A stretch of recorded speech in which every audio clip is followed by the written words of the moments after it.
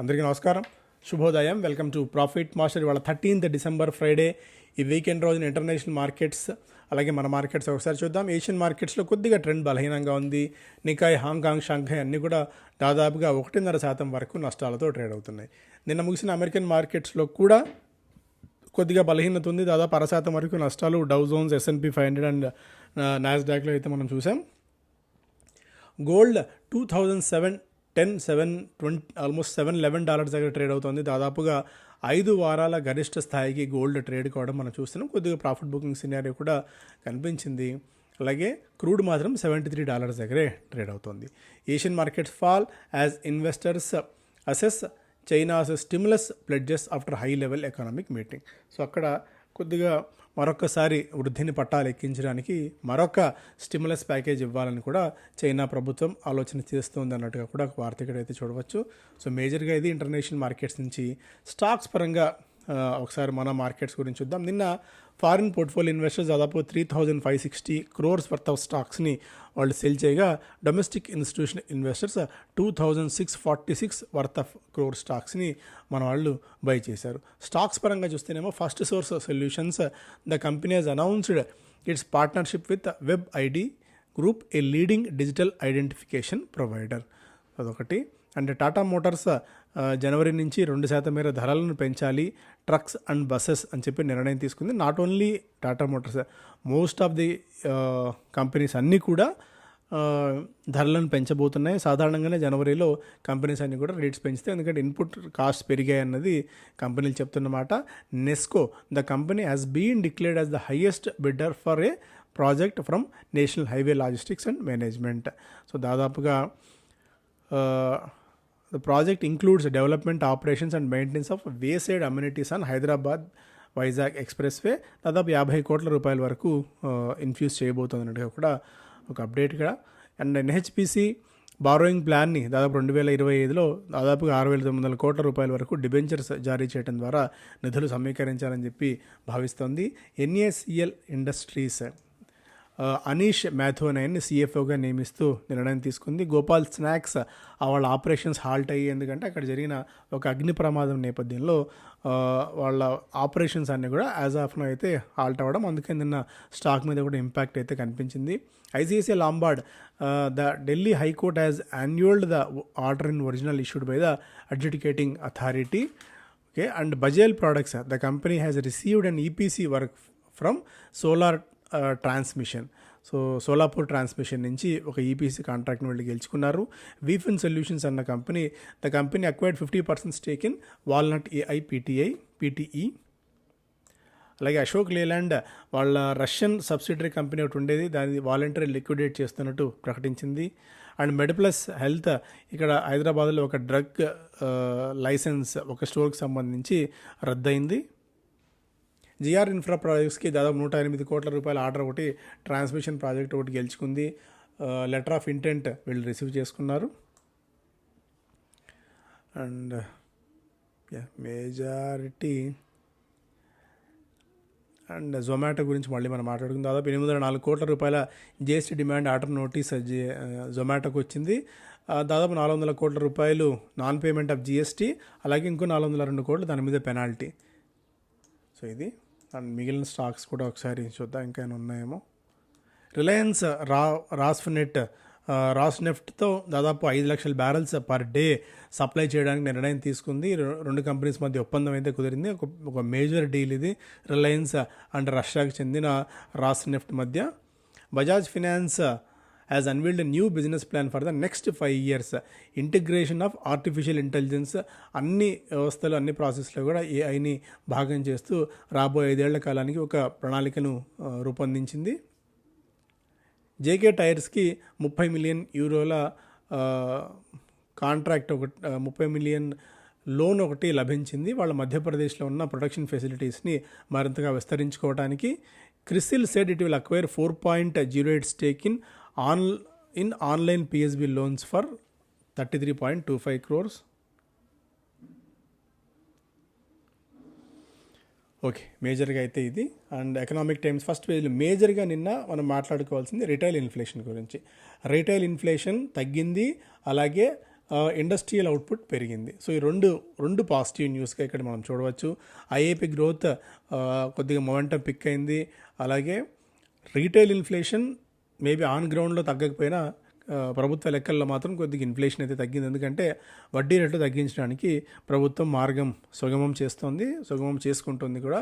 India's retail inflation 6.2 నుంచి 5.5% తగ్గింది. ఇది ఒక రకంగా పాజిటివ్ అంశం. మార్కెట్స్ కూడా దీన్ని పాజిటివ్గా తీసుకుంటాయి. అలాగే ఇండస్ట్రియల్ అవుట్పుట్ కూడా 3.5% వృద్ధి చెందడం ఇక్కడ ప్రధానంగా మనం గమనించాల్సిన అంశం. రెండు పాజిటివ్ అంశాలు. ఇక మనకి వడ్డీ రేట్లు దాదాపుగా తగ్గేందుకు లైన్ క్లియర్ అయింది.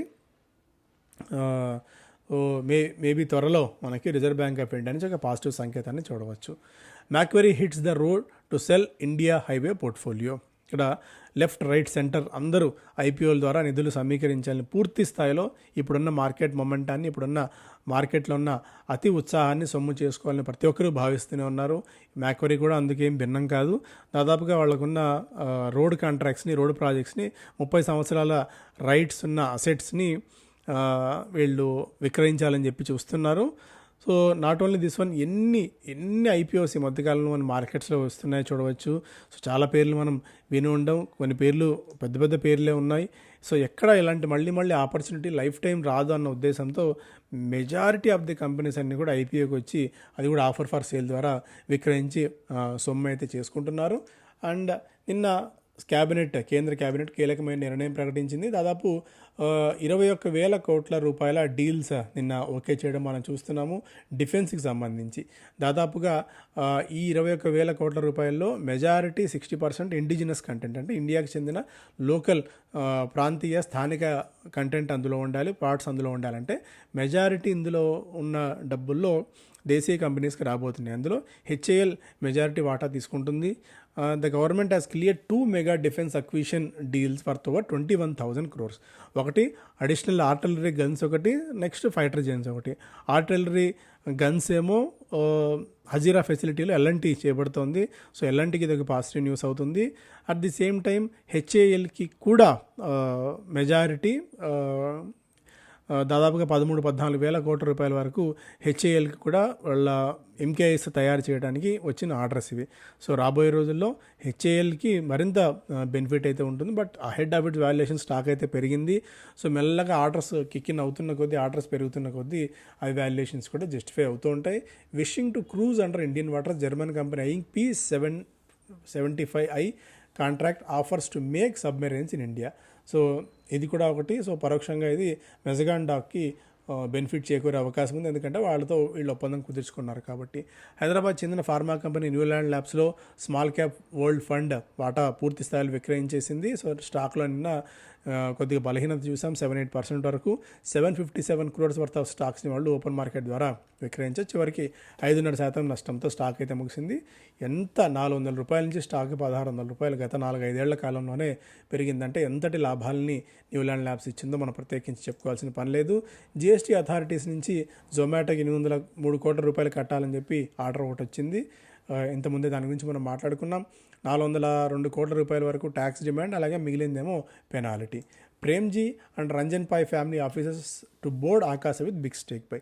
సో 2 ప్రధానమైన ఫ్యామిలీ హౌసెస్, ఒకటి అజీం ప్రేమ్జీ గారి ట్రస్ట్ అండ్ రంజన్ పాయ్ గారి ఫ్యామిలీ, ఇద్దరు కలిసి రాకేష్ జుంజనుల గారు ప్రమోట్ చేసిన, ఆయన మెజారిటీ ఆఫ్ ది ఇన్వెస్టర్గా ఉన్న ఆకాశ ఎయిర్లైన్స్లో వాటాలు కొనుగోలు చేయడానికి 2 ఫ్యామిలీ ఆఫీసెస్ చూస్తున్నాయి. అండ్ బిజినెస్ స్టాండర్డ్లో Rosneft inks record oil supply deal with Reliance industries.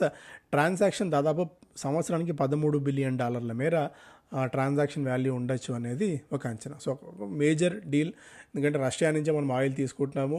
So అది కూడా ఒక అప్డేట్గా ఇక్కడ మనం చూడాలి. బట్ స్టాక్ అయితే గత కొద్ది కాలం నుంచి నీరసంగానే ఉంది.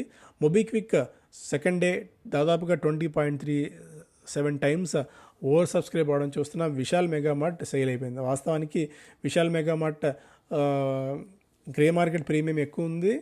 అండ్ మొబిక్విక్ది నిన్న కూడా చెప్పుకున్నట్టు చాలా ప్రైజింగ్ అట్రాక్టివ్ వాల్యుయేషన్స్ అయితే వాళ్ళు మార్కెట్స్లోకి వచ్చారు. సో ఇన్వెంచరస్ నిన్న కూడా మనం మాట్లాడుకున్నట్టు నాలెడ్జ్ సొల్యూషన్స్ రాకేష్ ఇంజల్ గారి ఫ్యామిలీ ప్రమోటెడ్ కంపెనీ. సో మొదటి రోజు దాదాపు 1.36 రెట్లు ఓవర్ సబ్స్క్రైబ్ అయింది. మొత్తానికి ఇలా ఎన్ని కంపెనీస్ ఐపీఓ ద్వారా వస్తున్నాయో మనం లెక్కలేదు.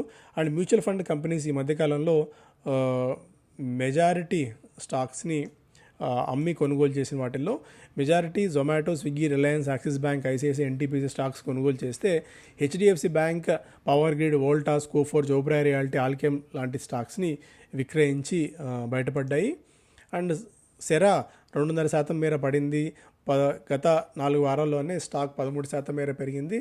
సో ప్రైజీ వాల్యుయేషన్స్ ఉన్నాయి. ఇక ఇప్పుడున్న మేజర్ ఏదైతే పాసిబిలిటీ ఉందో పెరగడానికి, ఏదైతే పాజిటివ్ న్యూస్ అన్నీ ఉన్నాయో అవన్నీ కూడా ఫ్యాక్టర్ అయిపోయి పెద్దగా పెరగడానికి ఇంకా స్కోప్ లేదు. వాల్యుయేషన్స్ ఫుల్లీ ప్రైజ్డ్, ఇంకా అద్భుతాలు చేసే అవకాశాలు తక్కువ అనేది ఐసిఐసిఐ సెక్యూరిటీస్ సెరా మీద ఇచ్చిన అప్డేట్ ఇది.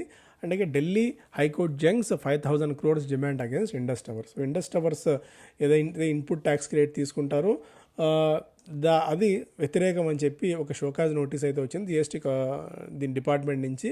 ఇది ఇండస్ టవర్స్ దీని మీద కోర్టుకి అయితే వెళ్ళింది. దీంతో ఢిల్లీ హైకోర్టు నుంచి ఇండస్ టవర్స్కి ఒక పాజిటివ్ ఇది వచ్చింది, పాజిటివ్ జడ్జిమెంట్ అయితే వచ్చింది. సో అదొక మేజర్ న్యూస్గా చూడవాలి. సో ఇది ప్రధానంగా వార్తలు. Thank you so much.